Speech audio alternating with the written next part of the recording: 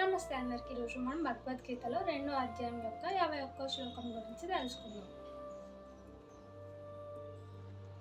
కర్మజం బుద్ధియుక్త హి ఫలం త్యక్త్వా మనిషాన జన్మబంధ వినిర్ముక్త పదం గచ్చంతి అనమయం.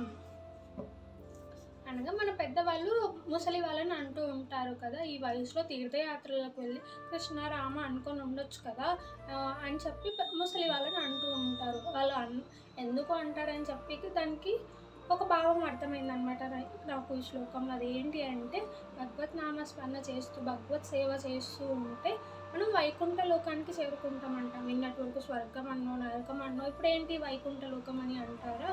అంటే స్వర్గానికో నరకానికో వెళ్తే మన కర్మఫలాలు మళ్ళీ మనం అనుభవించడానికి ఇంకో జన్మ తీసుకుంటామంట.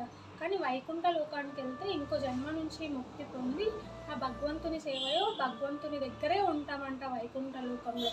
అందుకే చాలా వరకు శ్మశానాలకు కూడా వైకుంఠ ధామం అని రాసి ఉంటుంది. ఎక్కడైనా చూసారా మీరు కూడా? అంటే చనిపోయిన వాళ్ళు ముక్తి పొంది భగవంతుని దగ్గరే ఉండాలి అన్నట్టు అలా వైకుంఠ ధామం అని రాస్తారంట.